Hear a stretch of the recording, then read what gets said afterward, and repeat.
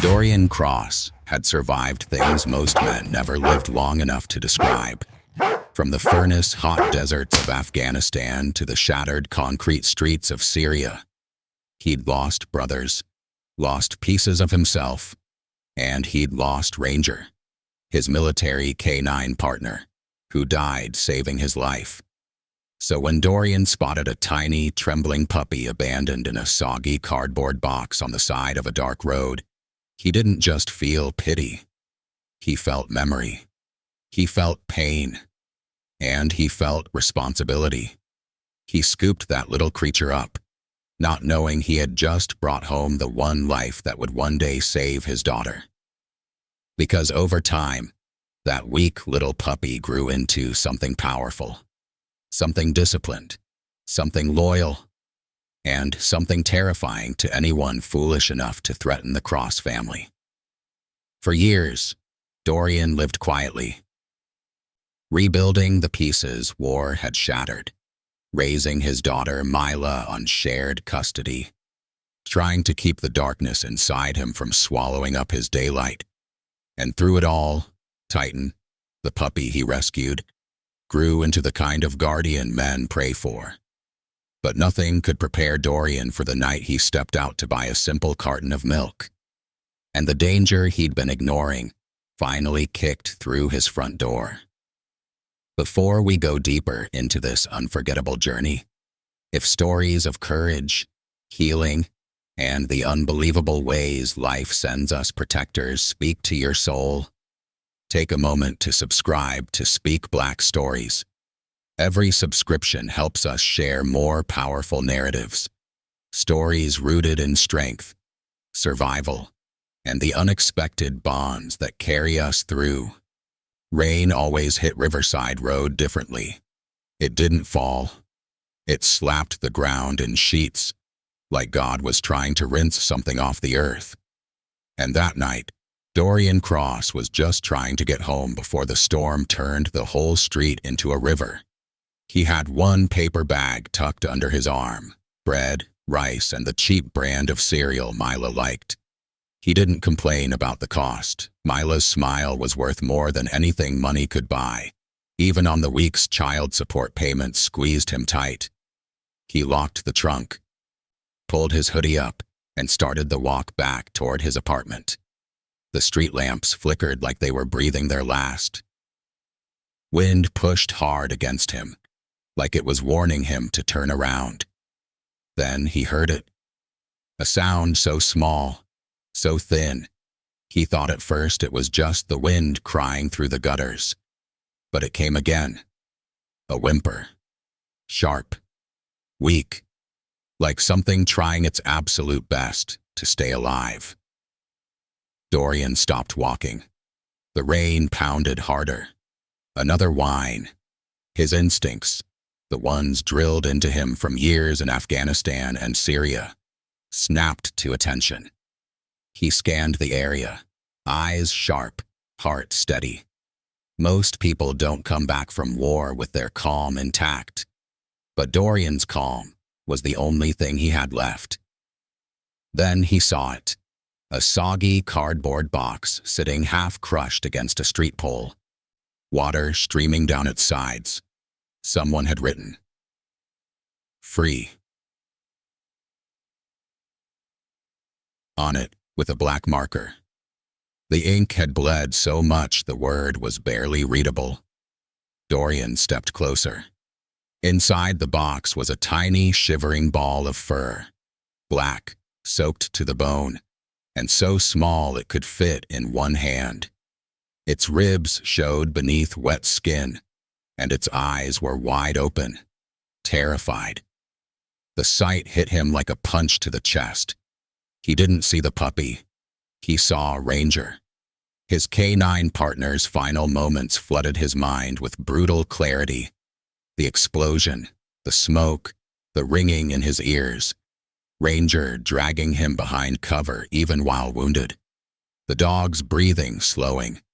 Dorian screaming into the dust. The medics pulling him back as Ranger's eyes dimmed. He blinked hard, forcing himself back to the present. The puppy cried again. No, he murmured. Not tonight. Not you too. He knelt down slowly, hands steady despite the shaking in his chest. The puppy tried to push itself deeper into the corner of the soaked box, too weak to stand. Dorian reached in, and the tiny creature pressed its head into his palm as if it recognized safety on instinct. Who left you out here? He whispered. It didn't matter. He already knew the answer. Someone who didn't value life. Someone who never served. Someone who never lost anything worth fighting for. He lifted the puppy gently and tucked it inside his jacket, shielding it from the rain.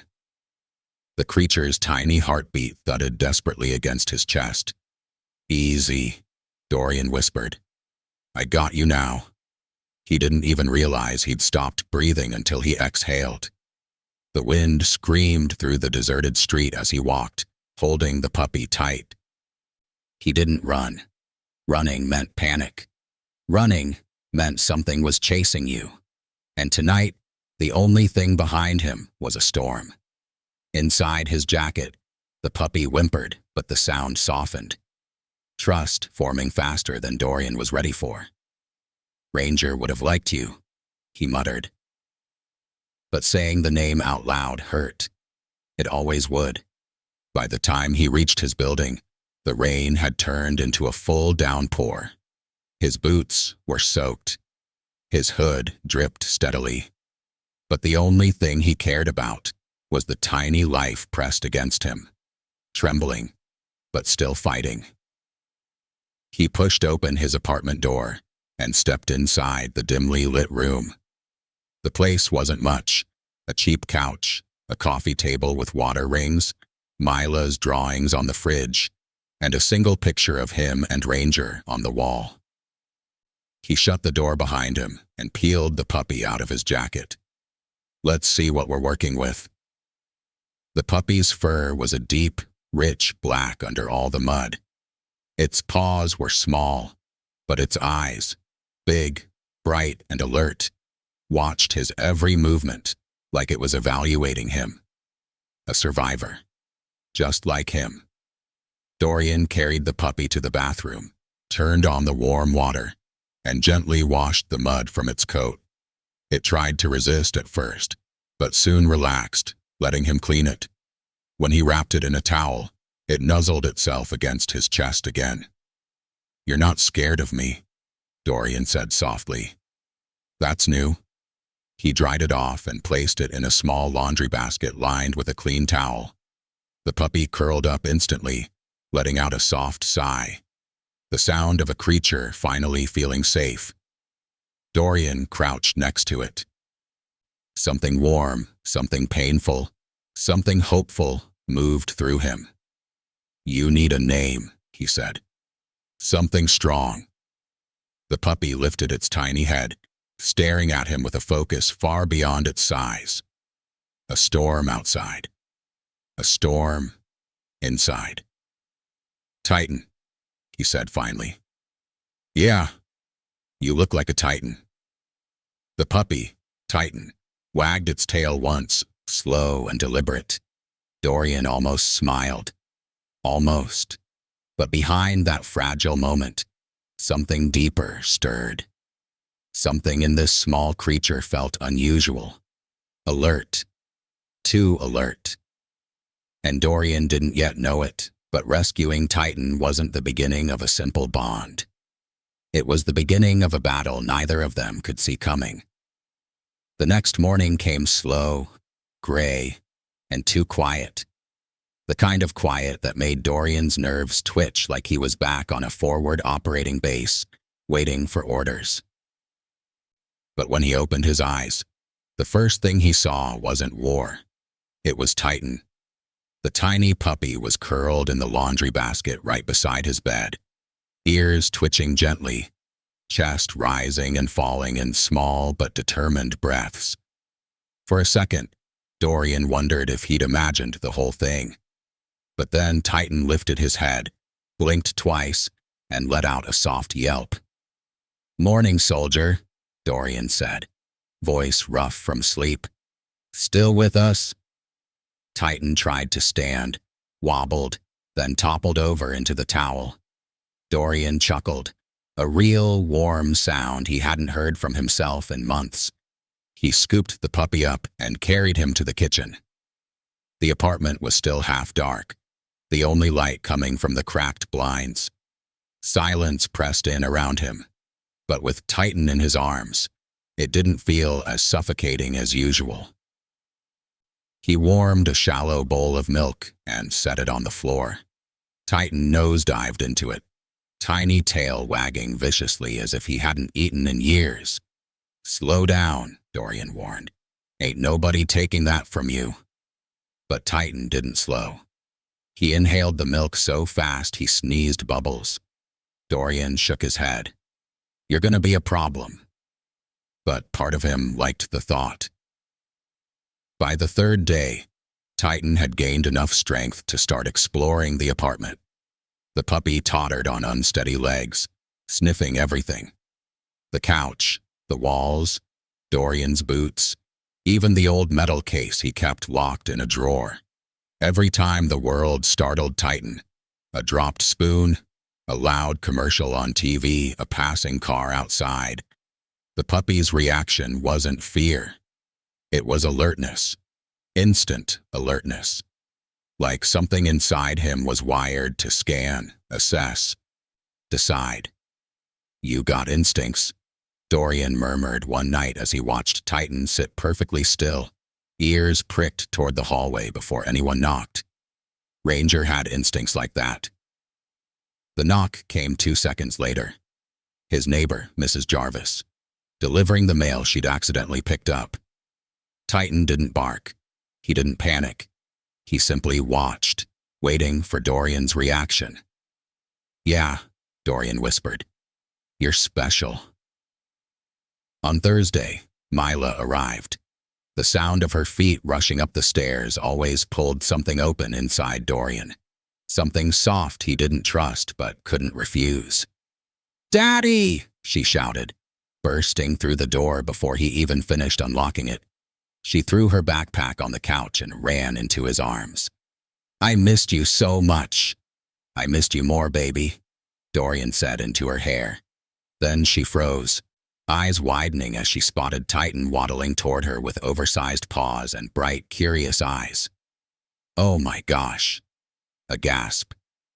"Daddy, is that your dog?" Dorian hesitated. "Something like that." Mila dropped to her knees and held out her tiny hands. Titan sniffed her fingers, then climbed clumsily into her lap as if he'd been waiting for her his whole life. Mila squealed, hugging him carefully. "He's so cute. Daddy, he loves me." And just like that, Dorian's world shifted. Titan didn't just belong to him anymore. He belonged to them. "He's ours, baby," Dorian said quietly. "His name is Titan." Mila grinned so wide it filled the room with sunshine. Over the next few weeks, something incredible happened. Titan grew. Fast. Faster than any puppy Dorian had ever seen. His legs lengthened. His paws grew massive. His coat thickened into a glossy black that glinted blue under light. And behind those amber eyes was a sharpness, a knowing, that made Dorian's chest tighten with memories of Ranger. Titan learned commands after hearing them once. He followed Mila everywhere, guarding her like his life depended on it. He slept at Dorian's bedroom door, waking the second Dorian twitched from nightmares. One night, Dorian jolted awake, sweating, heart pounding from a flashback. Sand, gunfire, screaming. Titan was on his feet instantly, nudging Dorian's arm, whining softly, grounding him in the moment. "It's okay," Dorian whispered, hand shaking as it slid through Titan's fur. "I'm here. You're here." Titan pressed his head against Dorian's chest until his heartbeat slowed. It was the first night in months Dorian fell back asleep without medication. But outside their apartment walls, the world wasn't as peaceful. First came the whispers. Neighbors talking in hushed voices about strange men lurking near the park at night. Someone's window smashed 2 streets over. Someone else claiming they saw a crew casing houses. Men dressed in dark hoodies, moving quiet, too organized to be random troublemakers. Dorian listened, but didn't engage. Danger was his old language, but he didn't speak it unless he had to. Besides, he had Mila that weekend. Fear wasn't allowed when she was around, but Titan sensed it. Every night, the puppy, now nearly 3 times the size he'd been when Dorian found him, would sit facing the door, muscles coiled, ears twitching. He wasn't restless. He was watching, guarding, as if he knew something was coming, something they couldn't yet see. On Sunday evening, Mrs. Jarvis met Dorian in the hallway, wringing her hands. "You hear about the house on Willow Lane?" she asked. "No." "Broke in at 2 a.m., took everything. Family said the men were armed." Her voice trembled. "The streets ain't safe anymore, Dorian." Titan stepped between them, chest low, eyes fixed on the stairwell. Dorian felt his stomach drop. "Yeah," he said quietly, watching Titan's posture. "I know." But he didn't yet understand just how close danger already was, or how far Titan was willing to go to stop it. The next few weeks brought an unsettling shift in the neighborhood. It started small, a broken porch light here, a missing package there. But every street carried a new rumor, whispered the way people talk when they're trying not to scare themselves. Dorian noticed the change the same way he noticed a shift in battlefield wind. Quiet, subtle, but wrong. Kids didn't play outside as late. Porch lights stayed on longer. Cars drove slower, windows rolled up tight. And Titan felt it most of all. The puppy wasn't really a puppy anymore. His legs had lengthened, his back broadened, and his alertness sharpened into something almost unnerving. Every night he'd sit near the door for hours, unmoving, muscles tight as guitar strings, listening to a world Dorian couldn't hear. Sometimes Titan would rise suddenly and walk to the window, staring out into the darkness, growling low and quiet. The kind of growl animals make when instinct whispers a warning long before danger arrives. "What is it?" Dorian would murmur. Titan never barked, never panicked, just watched. And that terrified Dorian more than shouting ever could. The first break-in happened on Maple Ridge, 2 streets over. The old Johnson couple, harmless, church-going, always handing out toffees, had their back door kicked in at 1 a.m. The thieves didn't steal much, but they left the place trashed. Mrs. Johnson was found crying on her kitchen floor, clutching her rosary. The police came. The news didn't. Dorian only heard about it from Clarence, a retired mechanic who hung out near the convenience store. "Man, it was a mess," Clarence muttered, shaking his head. "Said the guys were fast, didn't care who was home. They broke the lock like it was paper." "Who are they?" Dorian asked. Clarence lowered his voice. "That's the thing. Nobody knows. Some people say it's the same crew that hit Eastport last month. Others say it's new boys trying to prove something." Dorian stiffened. Crews proving something meant escalation. Escalation meant violence. "Anybody hurt?" he asked. "Not this time." Clarence wiped sweat from his forehead. "But they say the men were armed." Dorian's jaw tightened. Armed criminals don't break in for fun. They break in because they're building toward something bigger. Titan, sitting at Dorian's heel, let out a low rumble, like he understood every word. Clarence took a step back. "Lord, that dog of yours is serious." Just alert, Dorian said. But deep down, he knew it was more than that. When Titan wasn't shadowing Dorian, he was glued to Mila. She read stories to him, fed him treats, brushed his thickening fur. Dorian watched the bond grow, Titan always placing himself between Mila and the world, no matter how safe the environment seemed. One evening, Mila played with her dolls on the living room floor while Titan lay beside her. Dorian stood in the kitchen prepping dinner: chicken, rice, and steamed broccoli. Simple, cheap, warm. The sun was setting, and the apartment took on that orange glow that always made Dorian think of desert sunsets, dusty and golden. Then Titan suddenly rose, stiff, ears perked, body in full alert mode. "What's up, boy?" Titan didn't move. He stared at the door with laser focus. Mila looked up from her toys. "Daddy, is someone coming?" Dorian wiped his hands and stepped into the living room. He didn't hear anything at first. Then, a footstep. Soft, but too slow to be a neighbor. Then another. Then a faint whisper. Dorian's instincts fired instantly. His pulse sharpened. His breath slowed. Every sense from his military days switched on. He approached the peephole. A man in a hoodie stood in the hallway. Another lingered at the far end, glancing around. They weren't neighbors. They weren't delivery drivers. And they definitely weren't visiting for anything good. Dorian stepped back quietly. He didn't open the door. He didn't call out. He simply watched Titan. The dog didn't bark, didn't move, but a tension rolled through his body like a wave. After a long moment, the men walked away. As soon as their footsteps faded, Titan relaxed, but his eyes stayed locked on the door even after the danger had passed. Dorian exhaled. Only then did he realize he'd been holding his breath. "Daddy, are we safe?" Mila whispered. "Yeah, baby." He knelt and hugged her. "We're safe." But when she wasn't looking, Dorian's eyes followed Titan. The truth was simple. Titan sensed them before Dorian did. And that shook him.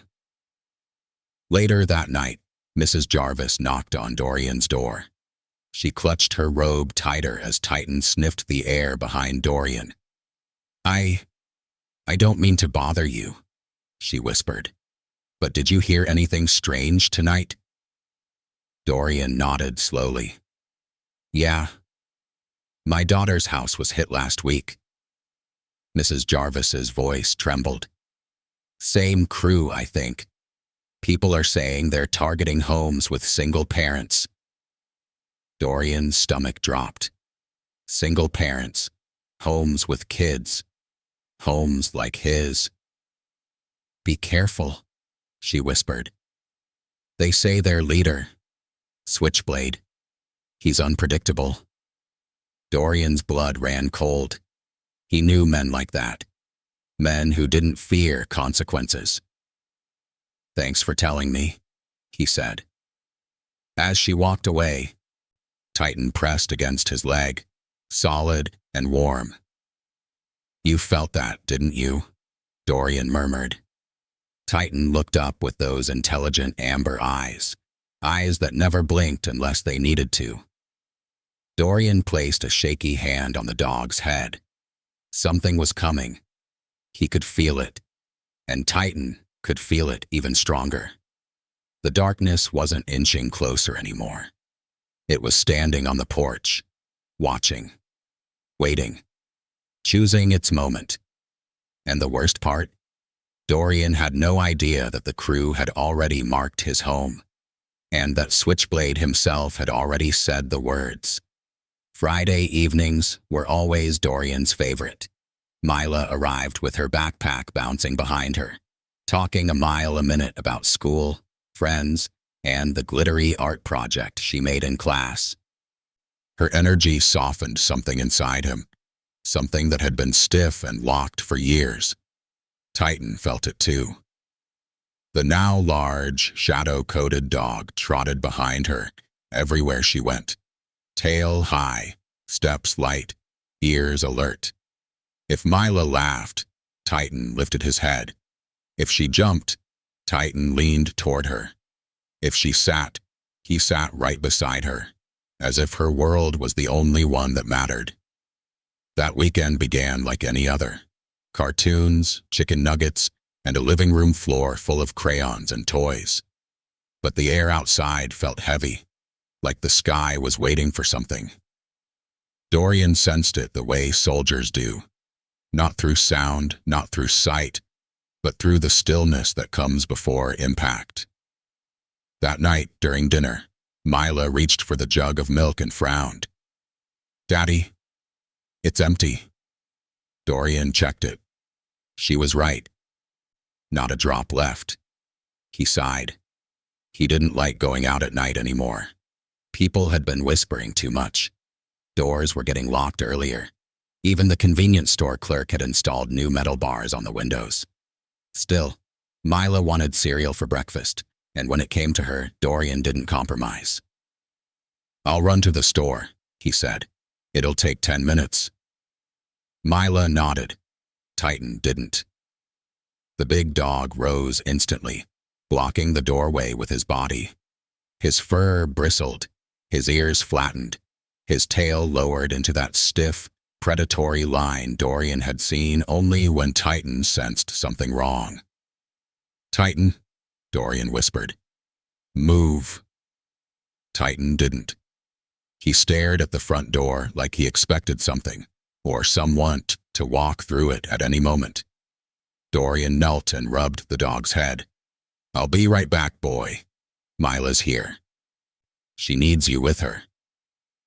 Titan looked between Dorian and Mila, then back to the door. His growl was low, a warning, not defiance. Dorian tried to brush it off. Maybe Titan was reacting to a stray cat, or a raccoon, or the usual noises of apartment living, but deep down, he knew better. Titan didn't bark at shadows. Titan barked at danger. Mila tugged on Titan's collar. "It's okay, Titan. Daddy will come back. Stay with me, okay?"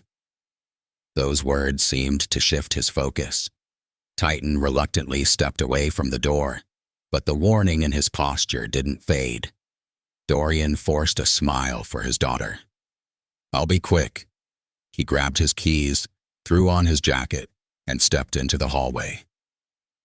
Titan pressed his nose to the crack of the door as Dorian left, whining softly.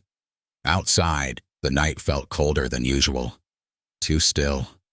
Too watchful. Dorian walked faster. The convenience store was barely 4 blocks away. He could walk it blindfolded. Most nights there were at least a few people out. Teens heading home, elders sitting on porches, single dads like him picking up last-minute groceries. Tonight, nothing. Just silence. The kind of silence even streetlights seemed scared of. Inside the store, Mr. Patel gave him a weary nod. "Evening, Dorian. You heard anything new?" "Too much," Mr. Patel whispered. 3 houses hit this week. Police say it is a crew. Organized. Dangerous. Anyone caught yet?" "No." The man's eyes darted nervously. "Be careful out there. People say they are watching homes first." Dorian felt a cold weight settle in his chest. Watching homes. Homes with kids. Homes with no second parent. Homes like his. He paid for the milk, thanked the clerk, and hurried back out into the street, glancing over his shoulder more than once. Inside the apartment, Titan was pacing, fast, anxious, tail stiff, breath sharp. Mila sat on the couch hugging a pillow, watching him with wide eyes. "Titan, what's wrong?" she whispered. The dog stopped suddenly. His ears shot up. His entire body froze, muscles coiled, ready. Then, a footstep outside. Soft, slow, controlled. Titan growled deep, the kind of growl that comes from an animal preparing to protect something sacred. Another footstep. Mila's heart thudded. Titan. The dog moved in front of her, placing his massive body between her and the door. His tail lowered. His hackles rose.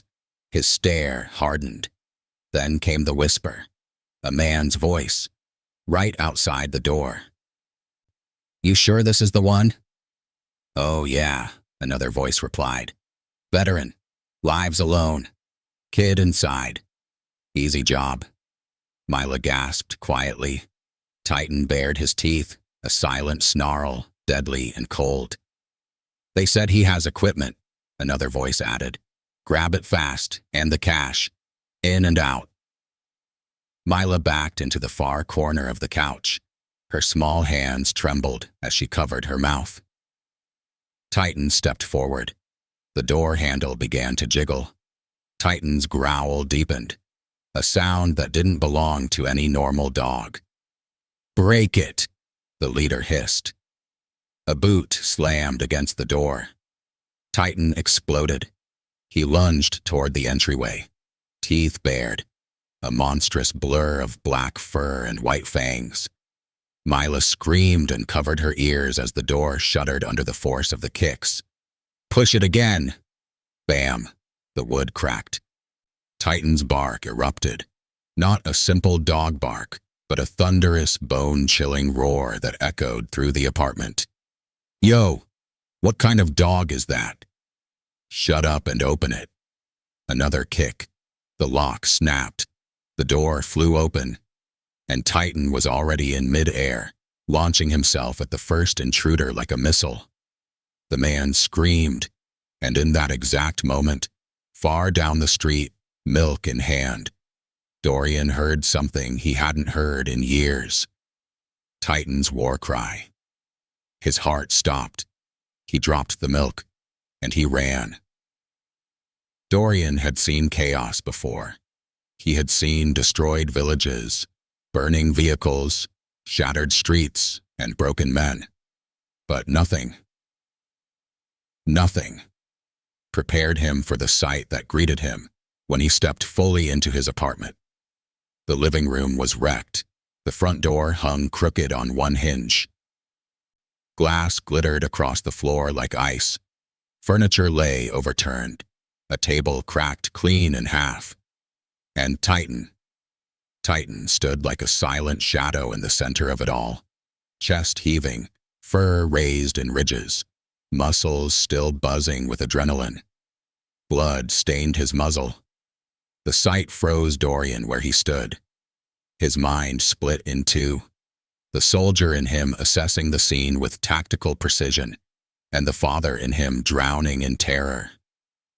"Mila," he whispered. She pressed her face into his chest, hugging him so tight it hurt. "Daddy, I was so scared." He lifted her up, checking her arms, her face, her hands. Not a scratch. Titan had let nothing touch her. Dorian swallowed hard, a sting burning behind his eyes. "I'm right here, baby. You're okay now." Titan stepped closer, lowering himself in a protective crouch at Dorian's side. His eyes flicked to Mila, then to the broken doorway, then back to Dorian, as if assuring him the threat was gone. "You saved her," Dorian said softly. "You really saved her." Titan pressed his head against Dorian's thigh, grounding him, steadying him, reminding him he wasn't alone. But the moment of stillness didn't last long. Footsteps thundered up the stairs. "Dorian, open up if you're in there." Detective Harris, a broad-shouldered man with a permanent squint, the kind you only develop from years of seeing the worst in people, burst into the apartment with two officers behind him.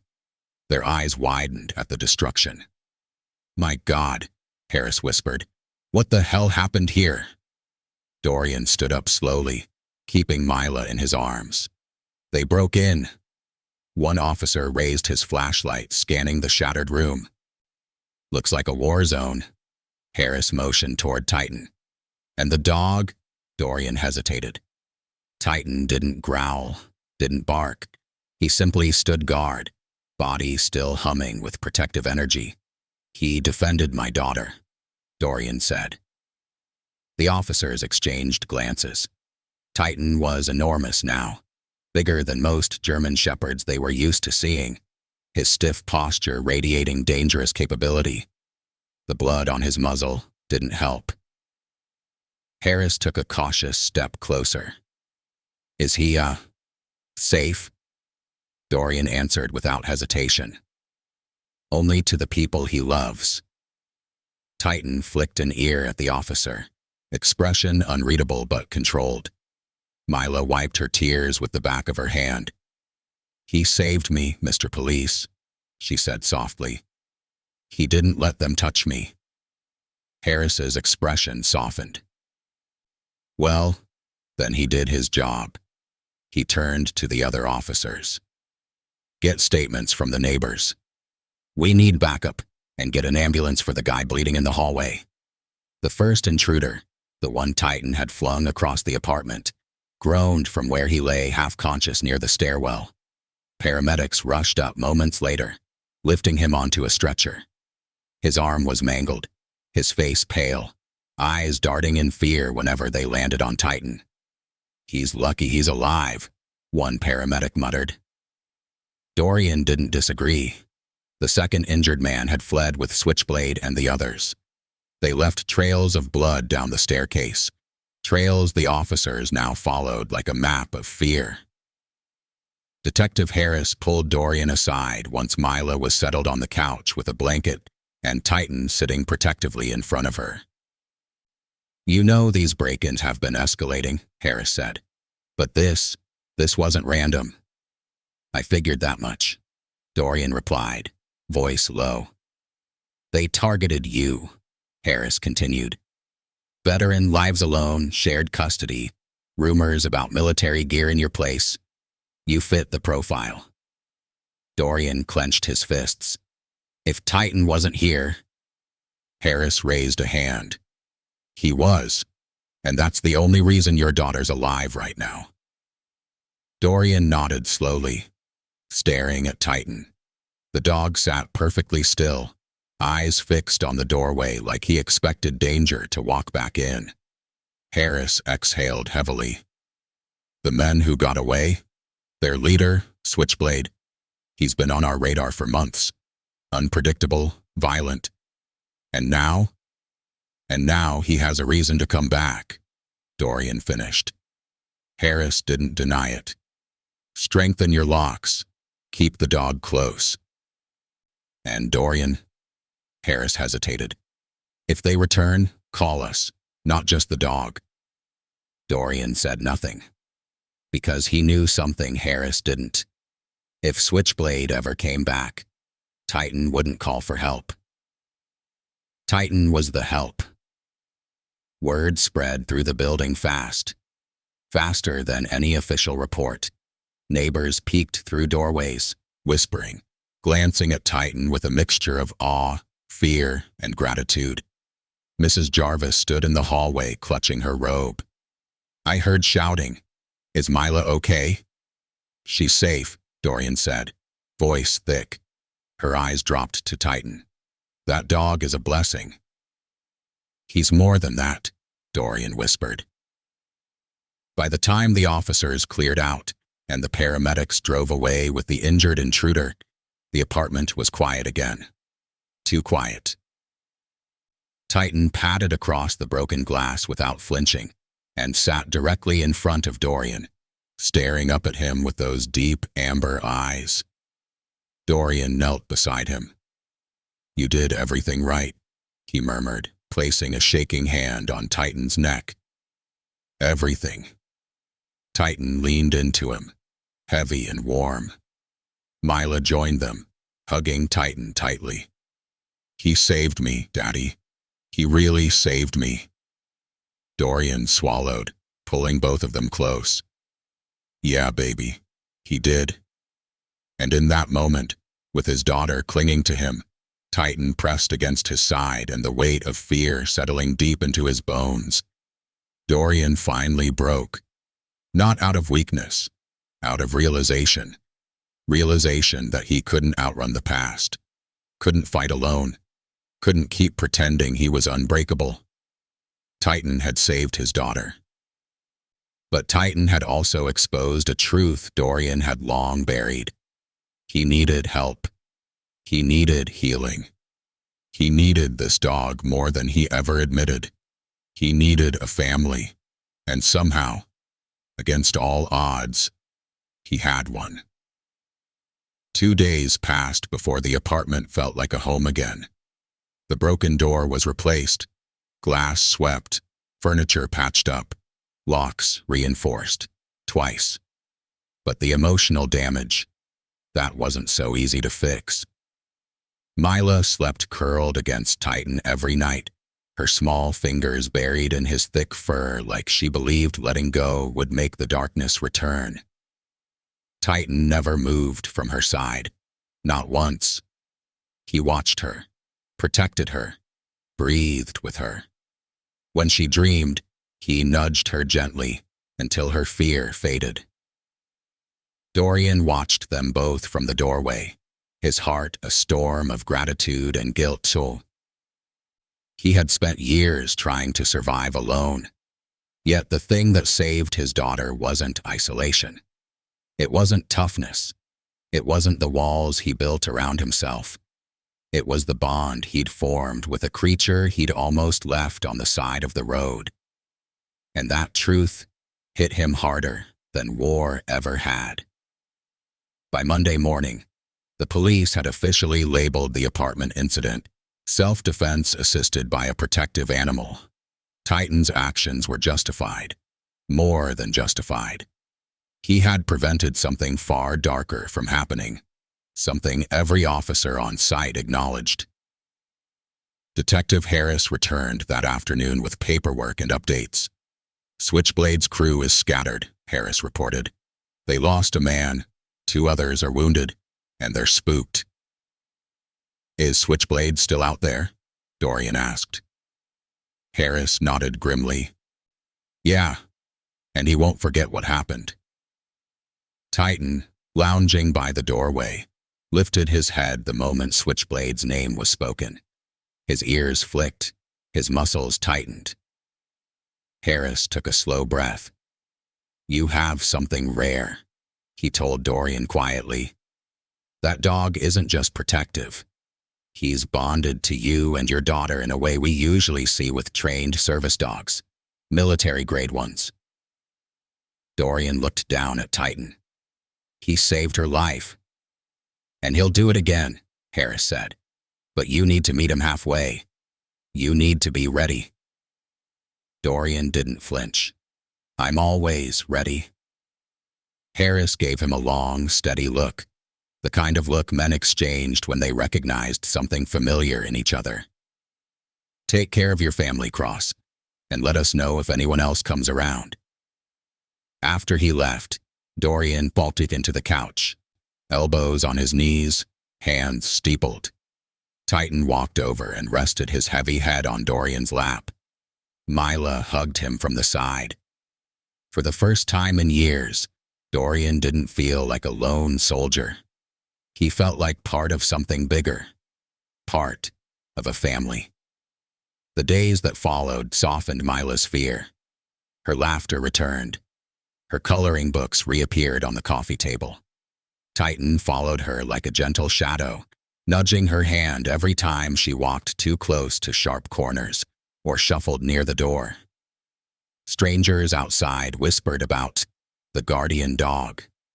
Some said he was dangerous. Others said he was a miracle. Mrs. Jarvis called him heaven-sent. Kids stared at him wide-eyed like he was a superhero. But Titan didn't care about any of that. His world was small and sacred. Dorian and Mila. Nothing else mattered. One evening, after putting Mila to bed, Dorian stepped onto the balcony. Titan followed, sitting beside him with quiet dignity. The neighborhood was quiet again. Not peaceful, but alert, cautious, watchful. Funny, Dorian murmured, resting a hand on Titan's back. I used to think strength meant shutting the world out, keeping everything bottled up, never asking for help. Titan didn't move, didn't blink, just listened. I thought I could protect Mila by being invincible. But I was wrong. Dorian exhaled shakily. I wasn't protecting her. I was isolating myself, and I almost lost her because of it. Titan nudged his hand, a low rumble vibrating in his chest. You showed me something, Dorian whispered. You showed me that protecting someone means loving them enough to not do it alone. His throat tightened. He had survived Afghanistan, survived Syria, survived his own mind. But this bond, this trust, this was what truly saved him. Titan pressed his forehead to Dorian's arm, sealing the confession with quiet understanding. The next week, Dorian took a step he'd been avoiding for years. He called the VA. I need help, he said, voice low. The woman on the other end didn't judge. She simply said, We'll take care of you, Mr. Cross. You're not alone. For once, Dorian believed it.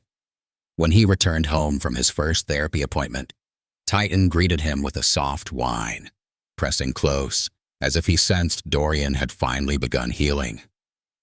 Mila came running, hugging him tight. Daddy, Titan kept me company. I bet he did, Dorian said, ruffling Titan's fur. And for the first time, Dorian felt hope, real, steady hope, settling into his bones. Months passed. The break-in crew dissolved. Switchblade vanished, rumored to have fled the city. The neighborhood slowly rebuilt its courage. Kids returned to playing outside. Mrs. Jarvis hosted Saturday soup nights again. Clarence fixed bikes for the children, like he always used to. But Titan never relaxed his guard. He watched every stranger, every noise, every shadow. Not out of fear, but out of duty. He had chosen his pack. He had chosen his family. One night, as the moon hung low and full, Dorian sat on the couch reading while Titan lay under Mila's feet as she slept. The apartment hummed with quiet peace. Funny, Dorian whispered to Titan. I thought I rescued you. Titan opened one eye, tail thumping once. But really, Dorian's voice softened. You rescued us. Titan closed his eye again, settling into sleep with the calm confidence of a creature who knew he was exactly where he belonged. Dorian glanced at the broken door frame scars on the wall. The last traces of the night everything almost fell apart. Then he looked at Titan, the abandoned puppy he found in the rain, the protector who saved his world, the guardian who rebuilt his broken heart. Thank you, Dorian whispered.